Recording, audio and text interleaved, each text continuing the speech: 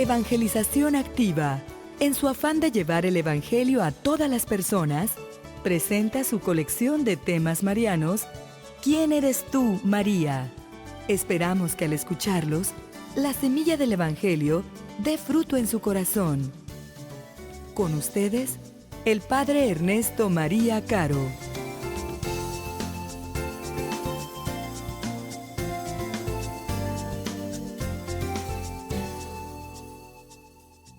Quisiera empezar con una frase de quien finalmente propondrá de una manera definitiva el tema de la consagración, Luis María Griñón de Montfort, que decía que hay muchos caminos para llegar al Señor, pero que el más corto, el más seguro para poderlo hacer, es María Santísima. Así que podríamos usar cualquier camino. De hecho, pues hay gente, ¿verdad?, que desafortunadamente no conoce, no valora la relación con nuestra Madre Santísima y que incluso pues llega a decir que para qué rezarle o para qué llevar una relación con ella si lo importante pues es mantener una relación con Dios nuestro Señor. Muchos caminos existen, pero sabemos que no todos los caminos son rectos, sabemos que por algunos nos vamos a encontrar con graves y penosos accidentes, que incluso puede darse el caso de que pudieran impedir el que llegáramos. Por eso el santo propone esta devoción de la consagración a María, que realmente él como la propone es la consagración total a Jesucristo por medio de María, como el camino más corto y el más seguro para llegar a la salvación. Así que bueno, pues teniendo esta frase del santo como premisa, quisiera iniciar nuestra reflexión preguntándonos cuál pudiera ser la importancia de consagrarse en un mundo que ha perdido el valor de lo sagrado. Hoy desafortunadamente vemos que se ha perdido en nuestra sociedad el deseo de santidad, de lo santo. Es, por ejemplo, triste en Europa y en Estados Unidos constatar que aún los lugares santos, como pudieron ser iglesias y conventos, se han venido transformando poco a poco, algunos en hoteles y otros pues incluso hasta en centros nocturnos, lo que en un lugar fue santo, sagrado, lugar donde se fomentaba y se enriquecía la vida de santidad en esa consagración a Dios, pues ahora se ha venido a desacralizar completamente y a tener un uso y un significado totalmente contrario. Y es que la palabra consagrar viene del latín cum sacrum, que es una participación de lo sagrado. Tendría su raíz en la santidad de Dios, porque de ahí viene la palabra sagrado, de la palabra santo, es una derivación. El santo hace sagrado un lugar, una persona, y lo consagra. De manera que el principio de todo el elemento de la consagración se fundamenta en la santidad y en la santidad de Dios. La Sagrada Escritura continuamente es enfática en decir que el único santo es Dios, es el separado, es el único santo. Y por lo tanto Él puede consagrar, puede hacer santo, puede hacer sacro, puede hacer sagrado aquello que Él desea. Puede separarlo, puede atraerlo hacia sí mismo y de esa forma que forme parte de sí, de la santidad de Dios. Por eso toda nuestra vida tiende precisamente a esa santidad para quedar incluidos en el ámbito de Dios. Porque en palabras de San Pablo tendríamos lo que es santo, lo que es sagrado y lo que es del mundo. En este sentido, que podríamos decir incluso peyorativo, donde el mundo representa esta carnalidad, este pensamiento que se separa de Dios. Hoy vivimos este pensamiento, vivimos un pensamiento desacralizado en donde no tenemos ya relación con Dios nuestro Señor y obviamente pues esta será la causa de la condenación, el habernos separado. Por eso el apóstol San Marcos nos reporta en el capítulo 16, al final de su evangelio, que aquel que se niegue a creer es el que se condena, es decir, el que se sale de esta esfera de santidad que Dios ha creado para todos nosotros. Entonces, es importante que mantengamos a lo largo de toda nuestra reflexión esta idea de lo santo, porque esa va a ser finalmente la finalidad de la consagración. Pertenecer a ese ámbito sagrado, pertenecer a ese ámbito de santidad, pertenecer a esa esfera que es a la que pertenece el cielo, a donde todos nosotros estamos destinados. Y si lo que hace santo o lo que consagra, lo que comunica la santidad es Dios, es una acción del único santo, entonces es que podemos hablar de una consagración a María o incluso una consagración a Dios. Es que el hombre se puede consagrar a Dios siendo que Dios es el que lo consagra. Y si el único que puede hacer santo algo, que puede consagrar es Dios, ¿será válido el decir me voy a consagrar a María? ¿En qué sentido lo podemos decir? Si la consagración finalmente está referida al bautismo, ¿cómo es que yo puedo decir que me consagro a María? Dios nos ha separado, nos ha consagrado en el momento del bautismo. En ese momento el Espíritu Santo es derramado, dice San Pablo en su carta a los Romanos, es derramado en nuestros corazones, empieza a habitar de manera habitual el Espíritu Santo y nos separa de este mundo, nos consagra. Y entonces María, ¿dónde entra en esta participación de los bautizados?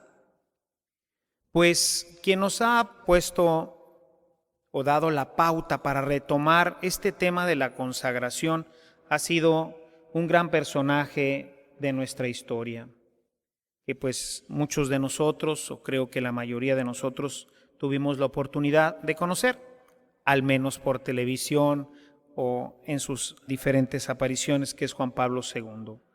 Él, del momento en que asume el pontificado, él va a tomar como frase de su pontificado el totus tuus, que es todo tuyo. Este es el elemento central de la consagración, ser totalmente de alguien. Vemos entonces que ya Juan Pablo II, verdaderamente siendo él la cabeza de nuestra iglesia, nos muestra que efectivamente podemos, incluso si queremos, como decía ahorita en un principio, tomar el camino corto y seguro para alcanzar a Dios, pues tomar el camino de la consagración a María. Quisiera iniciar esta parte con la fundamentación bíblica para poder entender poco mejor qué significa la consagración, de dónde sale este tema de la consagración. Y bueno, pues lo primero que encontramos en Deuteronomio 7:6 es que tenemos un pueblo consagrado. Dice el Señor en este texto: porque tú eres un pueblo consagrado al Señor tu Dios, y a ti te ha elegido el Señor tu Dios para que seas el pueblo de su propiedad entre todos los pueblos que hay en la superficie de la tierra. Vemos entonces que ya desde el inicio, desde la formación del pueblo, el pueblo de Israel se considera como un pueblo separado. Dios lo eligió y lo separó. Va a ser entonces un pueblo diferente porque es un pueblo santo, consagrado a Dios. Mantengamos también esta idea de un pueblo separado, de un pueblo diferente. Dios lo separa del resto de los pueblos y esto va a traer para el pueblo una forma de vida, una relación diferente con Dios y con los demás, porque es un pueblo consagrado. Siempre mantengamos la visión de que nosotros somos parte de ese pueblo. Somos entonces un pueblo, junto con el pueblo de Israel, consagrado, un pueblo separado, porque Dios lo ha adquirido. Dios lo separó de entre todos y lo hizo propio. ¿Cómo se lograba esta consagración? ¿Cómo lo entendían ellos? ¿Cómo es que la gente se hacía santa? Para entender esto, pensemos en la gente de aquel tiempo, pues la forma de entenderlo era que pues Dios estaba en el cielo, lo que nosotros entendemos como cielo, que hoy le llamaríamos pues la atmósfera, ¿verdad? El firmamento, pero es lo que ellos entendían como el cielo. Dios estaba en lo alto y el pueblo estaba en lo bajo. ¿De qué forma podía lo que está abajo llegar hacia arriba? Pues la única forma era quemar algo, destruir para que el humo subiera y de esa forma pudiera uno entender que había una comunión, esa parte que antes era de este mundo, pues ahora ha tomado el camino hacia el cielo y se ha unido en la concepción que los antiguos pudieran tener a Dios. Por eso es que vamos a encontrar en todos los elementos del Antiguo Testamento continuos sacrificios. Nuevamente la palabra viene de sacrum, hacer santo algo. ¿Y cómo se hacía santo algo? Bueno, pues se sacrificaba, es decir, se transformaba. Y entonces encontramos diferentes sacrificios. Quizás el sacrificio más evidente o el más importante sea el sacrificio de Isaac.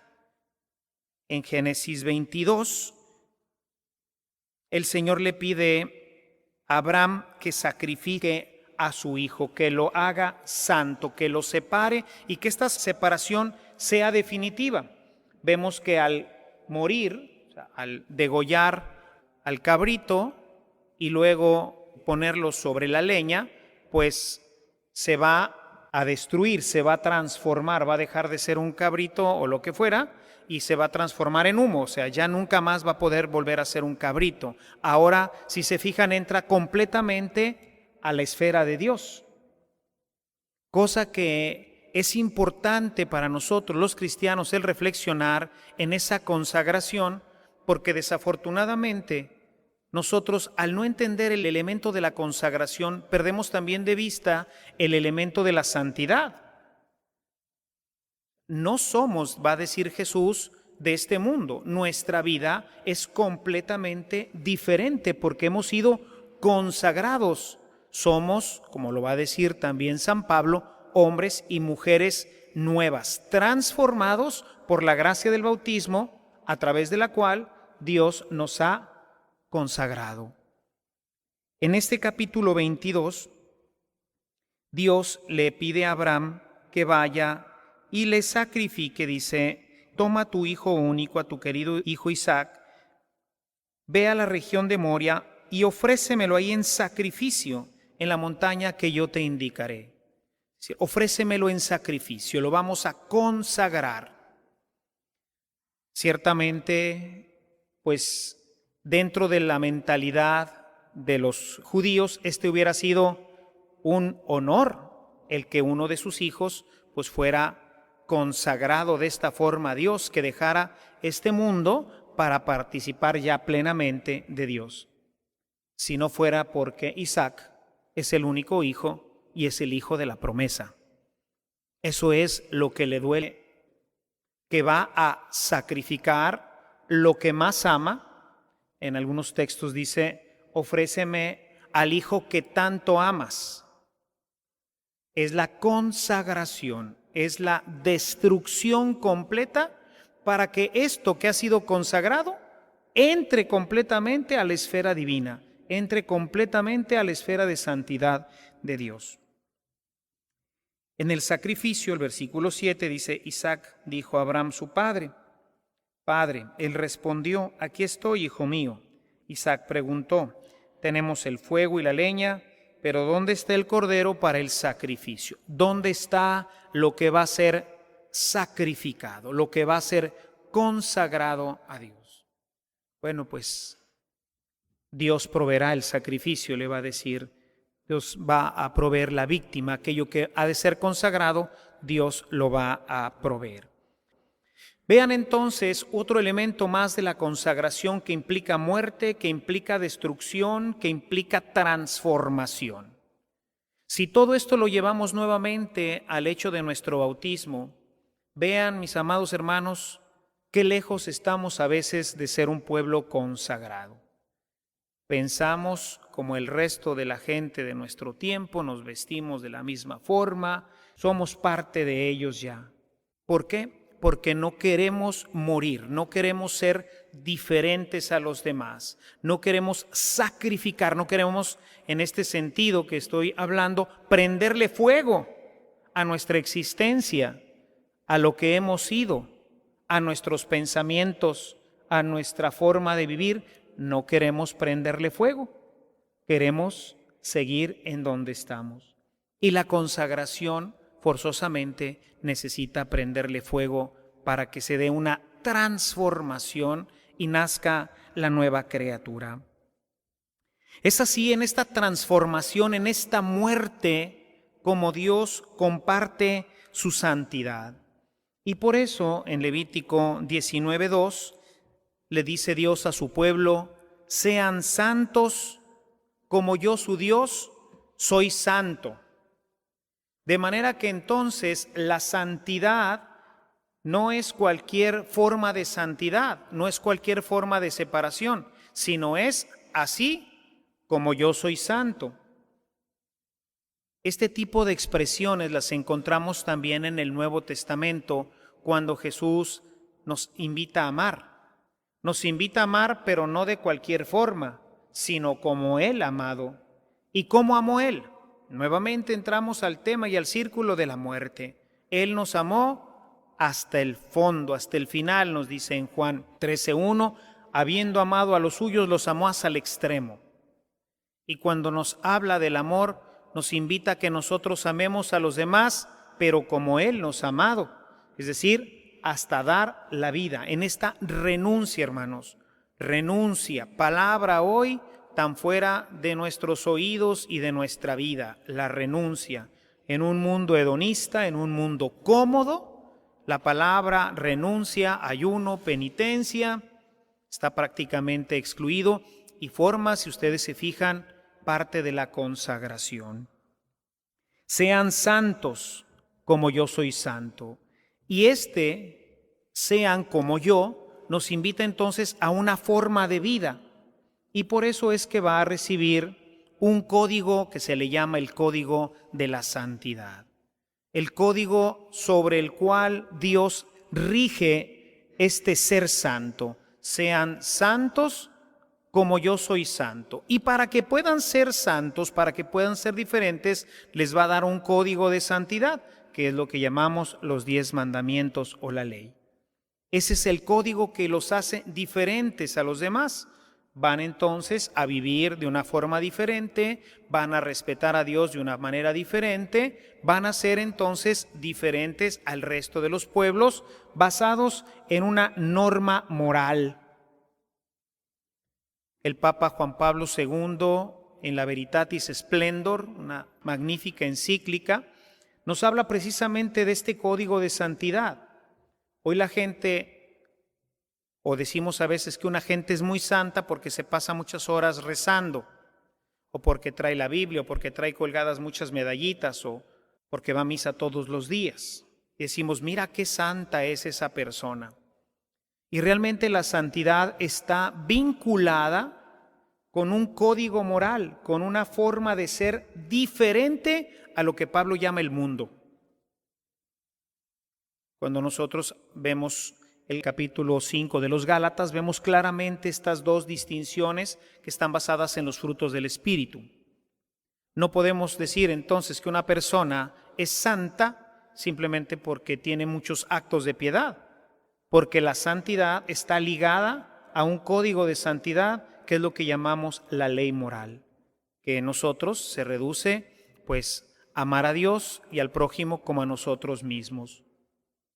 Sin estas dos características, entonces nuestra santidad pues no es una santidad adecuada, no es la santidad que Dios quiere para su pueblo, porque está ligada a esto. Fíjense, en Éxodo 19:8 después de que Dios ha hablado con el pueblo y con Moisés, Moisés le expone la ley, este nuevo código de santidad que ha propuesto, y entonces el pueblo responde: haremos lo que el Señor ha dicho. El principio de la santidad es hacer lo que Dios nos dice a través de este código, porque esto es lo que va a generar, va a crear la separación, es lo que nos va a hacer que seamos parte de Dios mismo. Esta santidad de Dios que Él nos comunica directamente se hace real, se hace formal en el momento en que nosotros respetamos la ley. Para nosotros los bautizados, esto pues se convierte en una exigencia.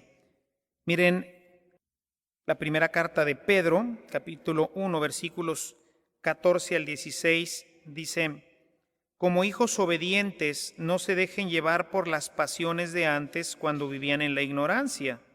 Por el contrario, sean santos en todo su comportamiento, sean santos en todo su comportamiento.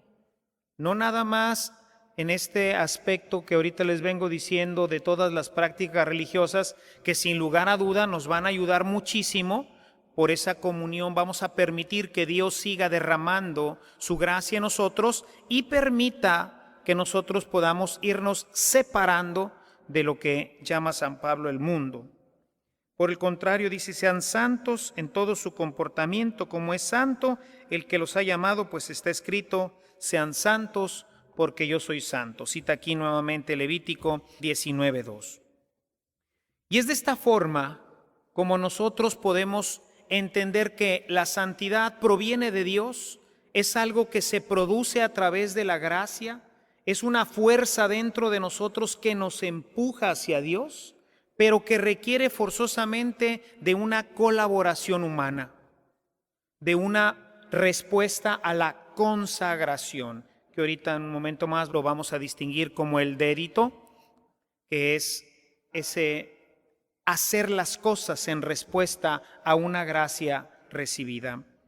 En este sentido, San Pablo, en su carta a los Romanos, una de las expresiones que al menos a mí me gustan mucho, en el capítulo 8, versículo 30, dice San Pablo: y a los que desde el principio destinó, también los llamó.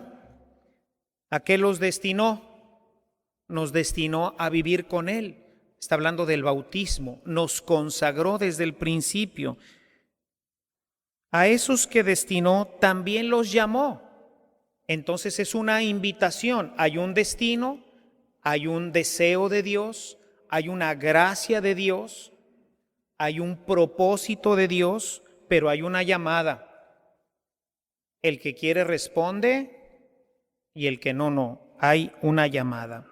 A los que llamó, les otorgó la salvación. Es el regalo de Dios. Y a quienes otorgó la salvación, les comunicó su gloria. Se completa la santidad. Llamados a ser santos, predestinados por Dios a compartir la gloria con Él. Gloria que recibimos en el momento de la salvación hecha por Cristo, pero que requiere una respuesta. Y una vez dada esa respuesta, el Señor nos glorifica, nos santifica completamente, llevándonos a vivir en su gloria. Por eso San Pablo va a decir en su carta a los Corintios que al final seremos todos una sola cosa en Dios, compartiremos completamente en Él la santidad. Para ello, mientras estamos aquí en la tierra, pues todos y cada uno de nosotros deberemos de responder a esta consagración que Dios ha hecho. Hemos sido pues hechos santos a través del Espíritu que nos habita. No nos consagramos nosotros mismos, hermanos.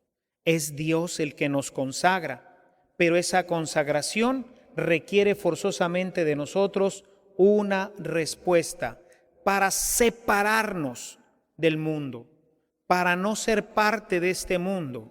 Lo que Jesús decía: aquí vivimos, pero no le pertenecemos. En este mundo vivimos, tenemos que desarrollarnos, pero no somos de este mundo. Nuestros criterios no son de este mundo, nuestra forma de vivir no es de este mundo. Es en este sentido hermosísima la carta de Ogneto, en donde habla precisamente de estas diferencias tan marcadas que sobre todo en las primeras comunidades existían. Esta carta de Diogneto es un testimonio del siglo II, es una defensa muy posiblemente acerca de la vida y del actuar de los cristianos. Y vemos unas diferencias ahí diametrales. Dice, viven en este mundo, pero como si no fueran de este mundo. Comparten todo, pero menos la esposa y el hecho.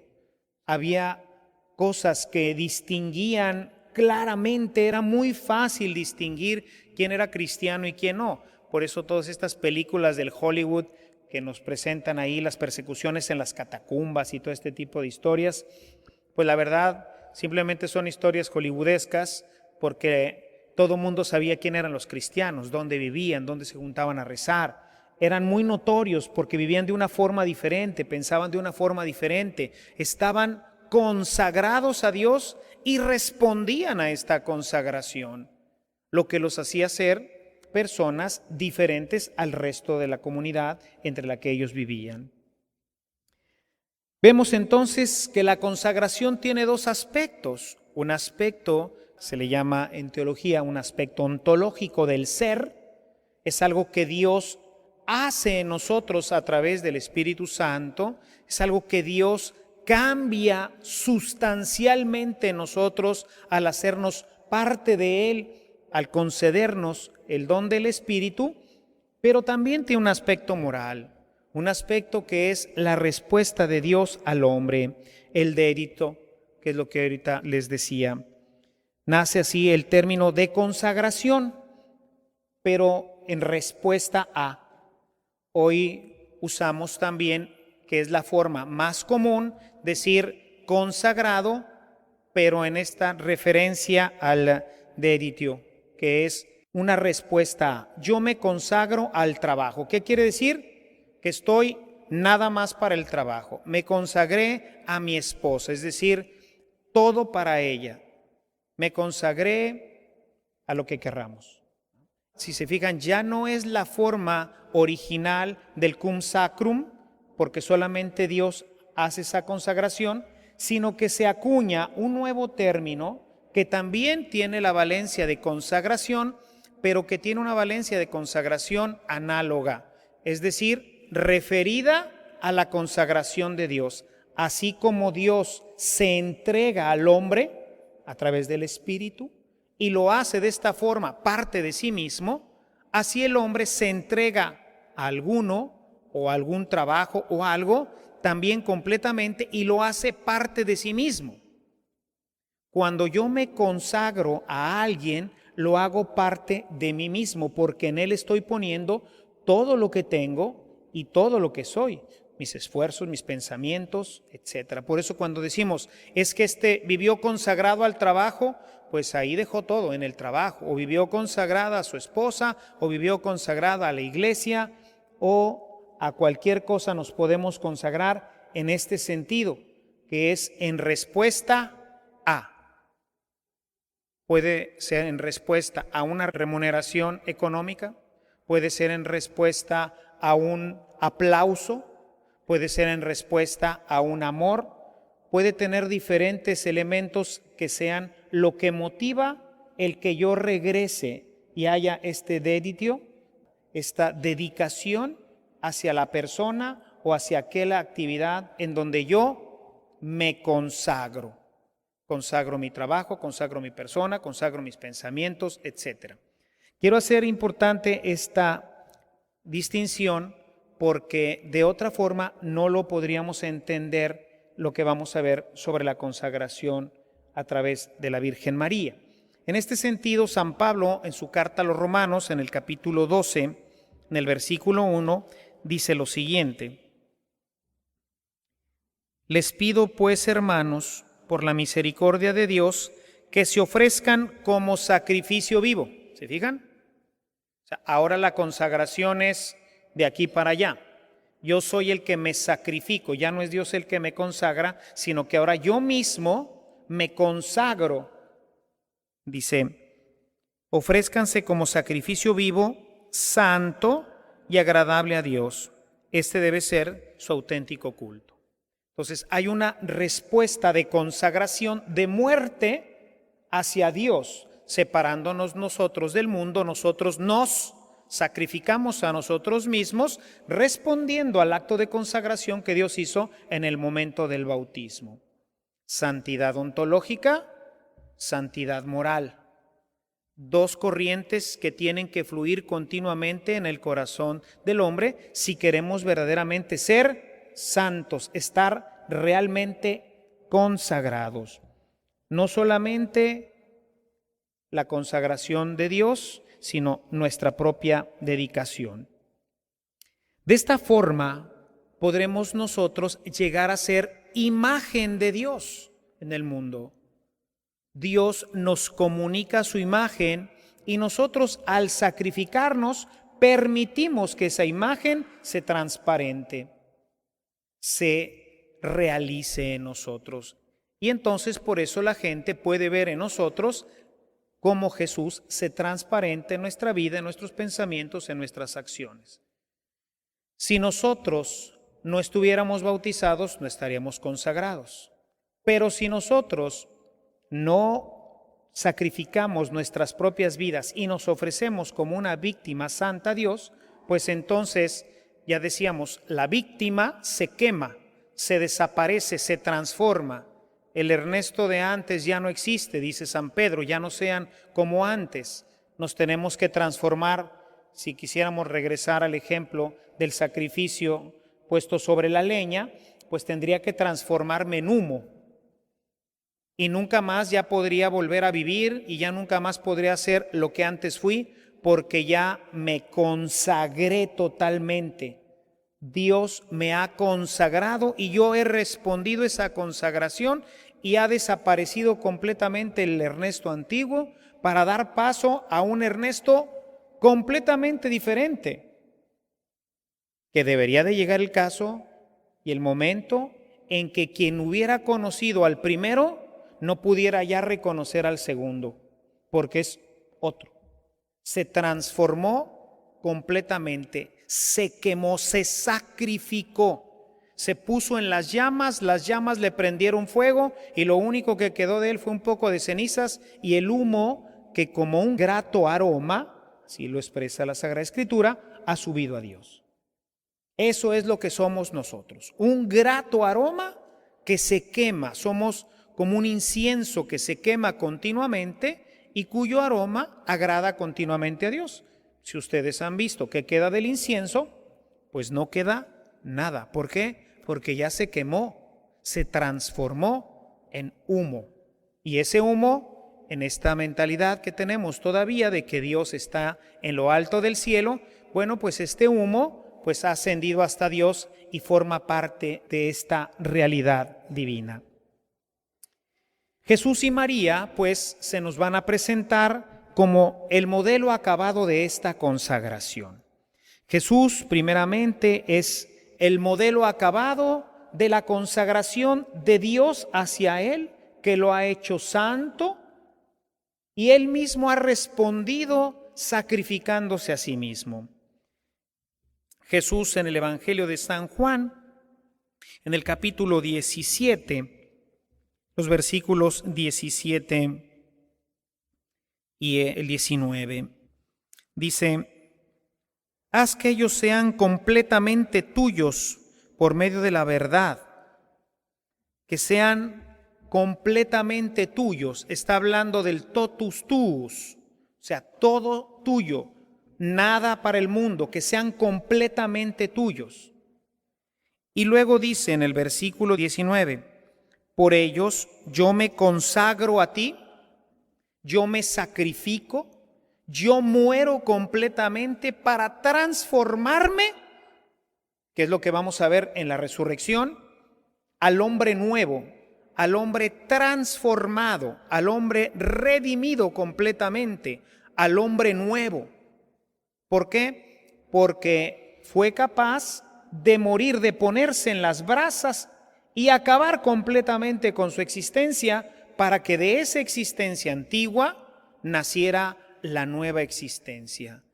Va a decir San Pablo en su carta a los tesalonicenses, el hombre que ya no muere más, el hombre que pertenece ahora sí completamente a la esfera divina.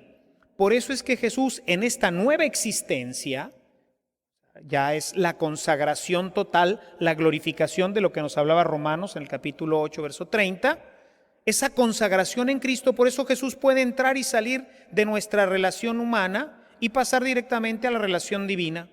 De repente aparece en nosotros y desaparece. Y cuando desaparece, ¿dónde está? Pues está en el cielo. Ha sido completamente consagrado. Ahora sí es completamente de Dios.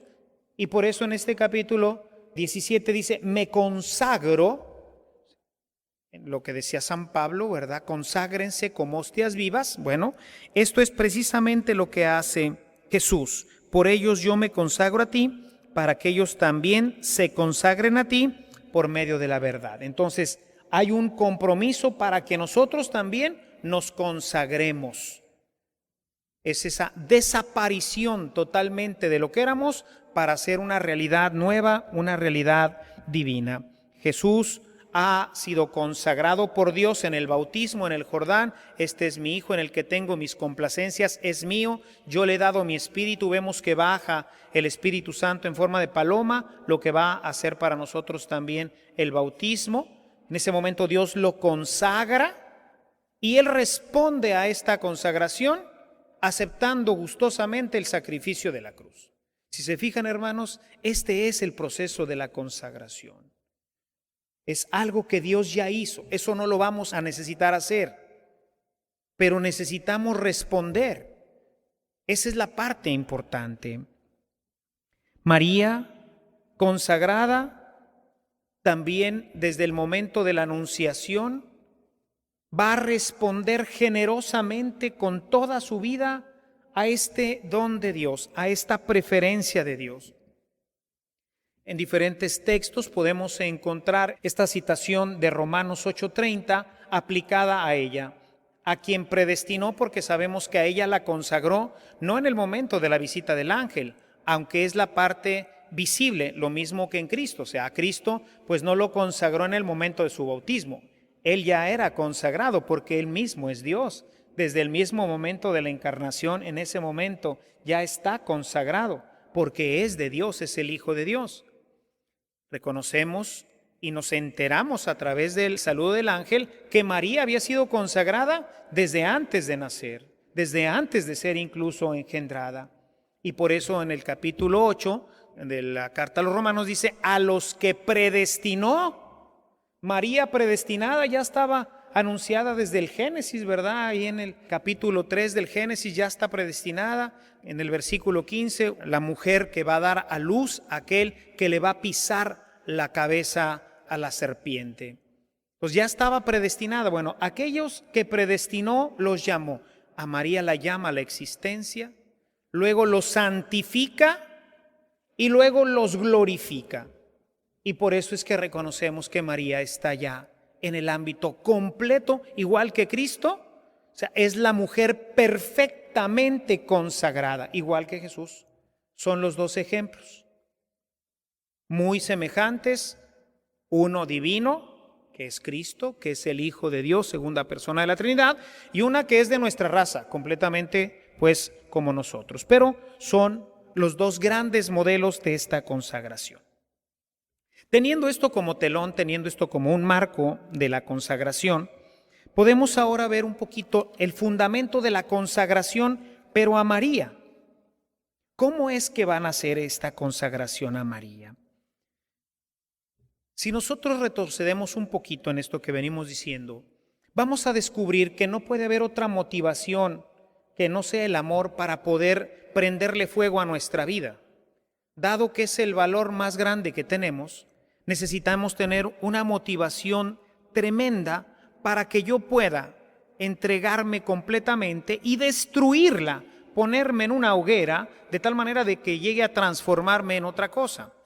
De manera que es el amor el motor de esta consagración de nosotros mismos. Si esto es así, la parte de la consagración, aunque podríamos encontrar ya algunos textos de Sanefrén y algunos otros antes del medievo, realmente vamos a encontrar ya en el tardío medievo este amor que llamamos el amor caballeresco. Es rendirle amor a una señora, así se acostumbraba normalmente, pues una gran señora, la reina, alguna dama importante de la corte, en donde algún caballero la encuentra completamente hermosa y se le rinde en amor, respetando al caballero. Por eso se le llama un amor caballeresco. Y por él será capaz de hacer cualquier cosa. Queda consagrado al servicio de la dama, pero bajo la orden del Señor. Eran los caballeros que llegaban y rendían pleitesía, y realmente la señora tenía poder total y absoluto sobre sus caballeros. Este caballero era tal el amor que profesaba que nunca se casaba. Su amor era esa dama a la que nunca podría aspirar porque era la reina o una duquesa o una marquesa. Sabemos que después esto pues degenerará en otras cosas y este amor sublime y caballeresco pues terminará en el tardío medievo pues en todas las cortesanas y una serie de cosas que finalmente pues ya no tendría nada que ver con lo que estamos ahorita diciendo. En ese tiempo van a hacer esta consagración a María como una entrega amorosa. María, la reina del cielo, que debe ser amada tiernamente y debe de ser amada con este amor caballeresco. Mientras sirvo a su Señor, fijan, nunca, sobre todo en esta parte, nunca se disocia la relación con Dios, pero se empieza a tener ya un amor y una cercanía aquella que saben que está cerca, completamente cerca de aquel a quien sirve. Y a través de este amor es como va creciendo también el amor por el reino, va creciendo el amor por las cosas de su Señor, muchas veces a través de esta reina, de esta gran mujer. Este amor es tan grande que es un amor sacrificado, capaz de hacer cualquier cosa por agradar a su señora. Un enamorado es capaz de hacer cualquier locura. Si ustedes leyeron por ahí Los Tres Mosqueteros, pues encontrarán todo este tipo de cosas, ¿no? El D'Artagnan que arriesga su vida por amor, por un amor casto, por un amor puro a su señora. Y de esa manera protege, si ustedes recuerdan el libro de Los Tres Mosqueteros, de esa manera protege que no se dé la guerra entre Francia e Inglaterra. O sea, se protege también el reino por el amor a la señora. Pero bueno, no ese es el tema. En este mismo periodo, un poquito más adelante, van a ser también lo que se llama la esclavitud. Ya en el tardío medievo va a salir la esclavitud o el servicio a un señor. Esto ocurría cuando alguna persona pues le iba mal en todo y pues no salía adelante y no salía adelante. Y entonces, ¿qué hacía? Iba y se consagraba a un rey o a un señor feudal. Y entonces, ¿cómo lo hacía? Se ponía una soga en el cuello y llegaba con el señor y le entregaba la soga. O sea, soy tuyo ahora. Y esta persona, el rey, si aceptaba la consagración, entonces a partir de ese momento lo admitía en su casa y eso para esta persona pues garantizaba ya el bienestar. El Señor le asignaría por ahí alguna casita, claro que le pediría muchísimas cosas y todo, trabajaría exclusivamente para él, está consagrado, es su dueño porque yo me entregué, aquí estoy, como si fuera un caballo, ¿no? O como si fuera un perrito, aquí estoy. Y el otro pues lo agarra y pues lo tiene agarrado, es de él y él puede hacer con él lo que quiera porque él se regaló al Señor. Esto era una forma pues muy usada en aquel tiempo y garantizaba para la persona pues que se le acababan ahora sí sus problemas. Ahora sí voy a vivir tranquilamente en una casa, voy a tener que trabajar para este señor, voy a tener que hacer lo que me diga este señor, pero ya no me voy a preocupar de que no tengo que comer, de que no tiene mi familia donde vivir, etc. Uniendo todos estos elementos, vamos a llegar ya al 1600, finales del 1600, siglo XVII, cuando Grignon de Montfort escribe el Tratado de la verdadera devoción a María, en donde va a juntar todos estos elementos que estamos viendo, y por eso la frase con la que empezaba decía, es el camino más corto y más seguro para llegar a Dios. ¿Cuál es el camino más corto y más seguro?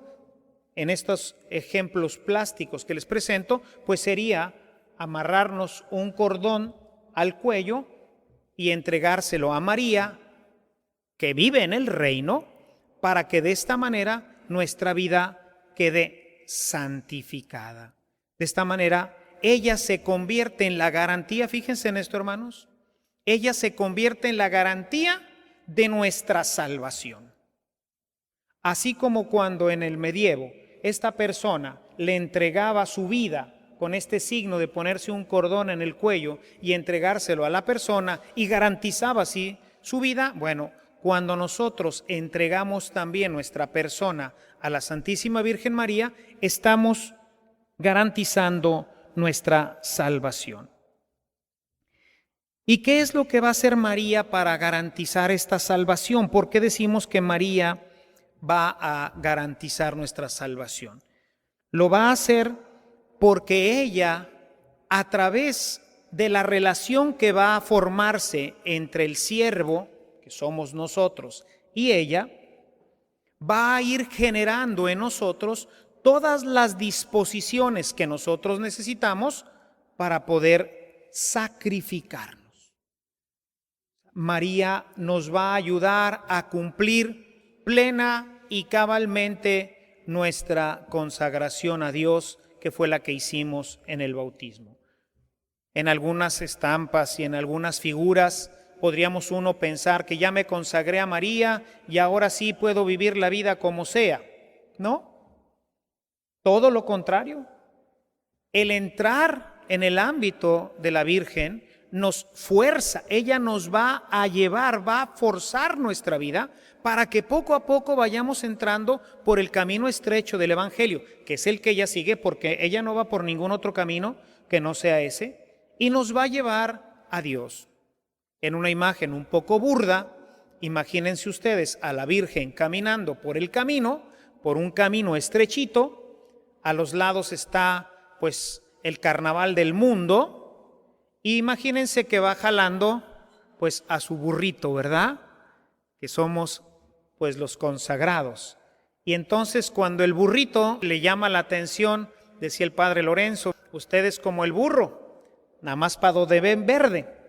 Entonces cuando vas tú por el camino y entonces pues es un camino angosto, es un camino que tiene algunas piedras, que no tiene un pasto bueno, pero aquí al lado ves unos pastos que se te van haciendo agua a la boca, y volteas para el otro lado y los tienes aparte con maicitos, y entonces el burrito se va chupando la boca y entonces empieza a tirarle para lo verde, ¿verdad? Y entonces María nomás le da un estirón aquí y le dice, ¿a dónde vas? ¡Ay, híjole! Por eso en esta imagen, que si ustedes quieren es muy burda, pero quizás nos puede dar una idea de la forma como ella va a ir instruyéndonos. Jesús quiso que así fuera. Por eso, en el capítulo 19, los versículos 25 al 27 del Evangelio de San Juan, nos dice que Jesús le entregó a Juan como madre. Y nos dice la Escritura en el versículo 27, que a partir de ese momento Juan la llevó a su casa y la tuvo como algo muy importante, como lo más importante, como algo personal. No se la llevó de adorno. ¿Por qué? Porque necesitamos una madre. Necesitamos a alguien que esté continuamente enseñándonos. Esa consagración, mis hermanos, no es otra cosa que dejar que la Santísima Virgen María nos inicie en la escuela. ¿Cuál escuela? En su escuela. En la escuela de la primer consagrada, del primer humano que se consagra completamente. porque Jesús sabemos pues que es Dios y que es hombre. Pero la primera consagrada es María. Y María entonces ya recorrió el camino completo de la consagración. Y entonces ha generado una escuela. Cuando tú te consagras a María, lo que estás haciendo es entrar en la escuela de ella. Y la escuela de ella no es una escuela diferente que no sea la escuela del despojo. María te va a enseñar a despojarte, porque ella tuvo que despojarse, porque ella tuvo que comprenderse a sí misma como la esclava del Señor, y te va a ayudar, te va a enseñar, te va a dirigir. Cuando sea necesario te va a jalar la cuerda, cuando sea necesario te va a empujar. Es entrar en la escuela de María, que es una escuela de despojo, que es una escuela de servicio, que es una escuela de amor a Dios. Es la escuela del sacrificio y del dolor, porque decíamos que no podemos aspirar a entrar en el ámbito sagrado si nuestra vida no se quema, no se destruye, no se transforma. Y esto no puede ocurrir, mis amados hermanos, sin sufrimiento y sin dolor. María nos enseña a quienes entran a su escuela a vivir la consagración, la destrucción de nosotros mismos para que se transforme nuestro ser en esa persona nueva, en ese hombre nuevo. Y nos va a introducir en la escuela del dolor y en la escuela del sacrificio. Y esta es la garantía que ofrece a su fiel consagrado. Entrar a la consagración mariana no es otra cosa, mis amados hermanos, que entrar a su escuela. Es decirle: María, aquí estoy, de aquí en adelante y hasta que me muera, soy tu alumno. En esta reciprocidad de lo que ella hará por nosotros al enseñarnos el camino del Evangelio, al darnos más elementos, al garantizar nuestra entrada en el cielo, pues el fiel cristiano que se consagra no puede otra cosa sino profesarle un grandísimo amor y un grandísimo servicio. Por eso cualquier cosa que pida esta señora habrá que hacerlo, porque todo lo que pide siempre será una ayuda para que nuestra vida pueda transformarse, y lo haremos con gran gozo y con gran gusto. Y por eso los consagrados pues llegan a amar de una manera extraordinaria a la Santísima Virgen María, como lo hacían los antiguos discípulos, como lo hicieron los discípulos de Jesús con su Maestro Jesús, que les enseñó el camino de la vida. Y entonces, ¿qué diremos? ¿Ya no vamos a seguir ahora a Jesús? Sí, claro que lo vamos a seguir. Es a Él a quien vamos siguiendo, porque María no sigue a otra persona que no sea Él. Y entonces la consagración es una ayuda, es una garantía, es una escuela. Es una escuela de amor, es una escuela de entrega, es una escuela de servicio, es una escuela de dolor. Ella, como madre, nos acompaña, nos acoge, nos inspira y nos sostiene en el camino. Podemos escoger otros caminos. Podemos no darle nuestra cuerda a nadie y ver al Maestro que va delante de nosotros caminando. Y bueno, pues lanzarnos en esta aventura de caminar solos detrás del Maestro. Difícil y peligrosa, sobre todo en el mundo de hoy. Mejor tomar el ejemplo de aquellos caballeros del medievo que preferían entregar su vida, donarla completamente, sacrificar sus aspiraciones y entregar todo lo que eran y todo lo que tenían, aquel que garantizaba que de ahí en adelante su vida y su familia pudieran estar a salvo. Quien entra en el camino de la consagración no se espere un camino de dulzura y de delicia. Los santos que lo han hecho han sufrido mucho. El último de estos, Juan Pablo II, a quien nosotros tenemos cercano, un hombre que cada año en cada santuario mariano que visitaba volvía a consagrarse y le decía: María, soy totus tuus, soy todo tuyo. Y podemos ver que no fue un camino sencillo, pero el día de su muerte el pueblo aclamaba en la plaza de San Pedro, santo súbito. No lo metan al proceso de canonización. Este es un santo moderno, es alguien que siguió al Cordero. Vean toda su proclamación de entre los papas, las proclamaciones evangélicas más claras, más precisas, uno de los papas más longevos, uno de los papas que ha escrito más, uno de los papas que le ha tocado una época difícil de la Iglesia, pero que supo responder con gran generosidad, porque él, desde muy pequeño, le entregó su vida a la Santísima Virgen María y le dijo, totus tuus. Quien le dice a María, toma mi vida, toma el control de mis pensamientos, de mis palabras y de mis acciones, estará garantizando su felicidad en este mundo y la alegría eterna junto a Dios. Alabado sea Jesucristo.